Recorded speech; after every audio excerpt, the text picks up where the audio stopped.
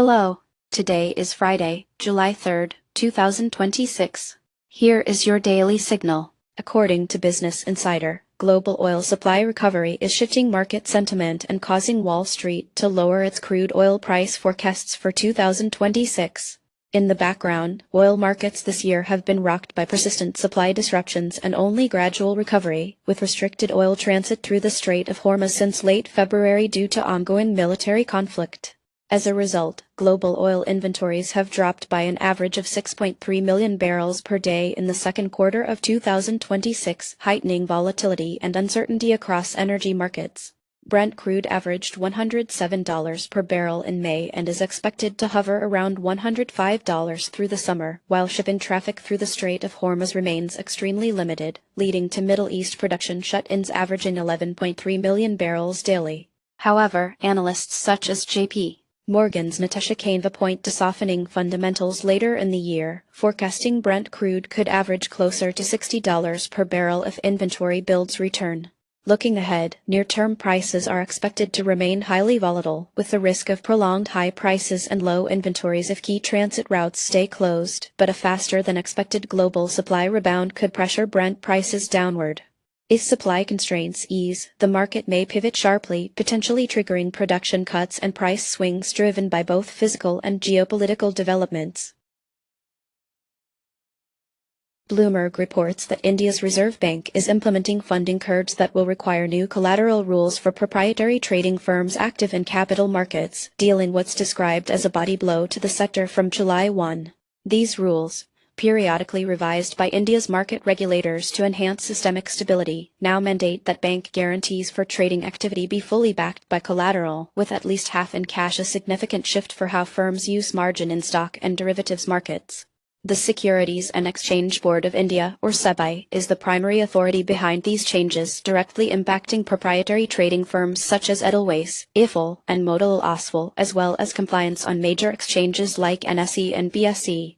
SEBI new collateral rules, in place since July 2, 2026, put more emphasis on additional margin requirements, a move that immediately prompted Motilal Oswal to reduce its daily trading limits. In the near term, proprietary firms are likely to face liquidity constraints and reduce trading volumes, potentially leading to reassessments of risk management and further compliance investments. Over the medium term, the industry may see more robust risk controls and a shift toward advanced technology solutions as the new regulatory environment reshapes capital allocation and competition.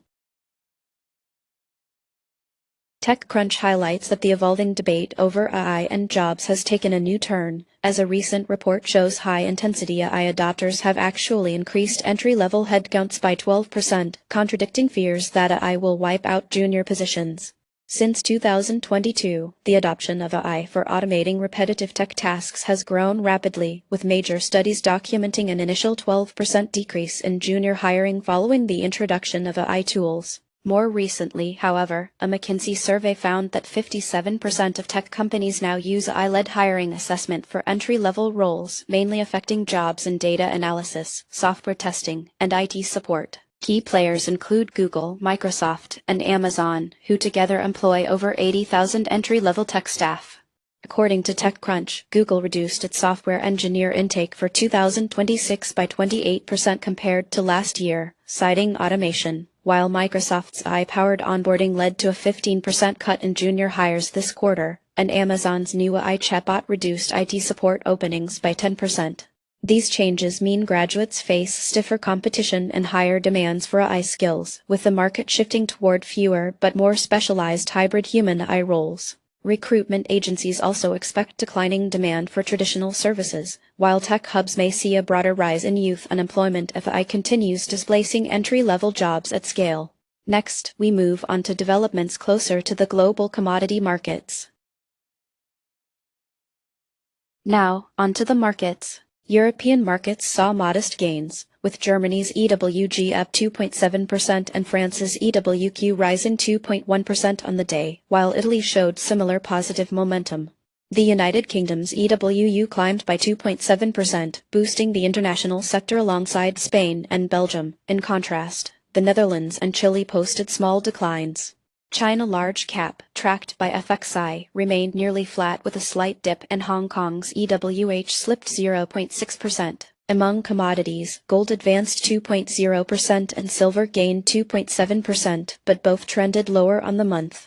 U.S. oil, represented by USO, saw a slight daily uptick of 0.7% even as its monthly return stayed deeply negative. In the favorites category, Adobe jumped 4.1% while Microsoft rose 1.6% and Apple outperformed with a 4.8% gain, but AMD and Nvidia slipped modestly on the day. The S&P 500 was little changed, dipping 0.1%, whereas healthcare and finance sectors posted solid daily gains led by Roman 45 and XLF, up 2.6% and 1.5% respectively, and the semiconductors sector pulled back over 5%. That's it for today. You can find more news and details on our website. Goodbye.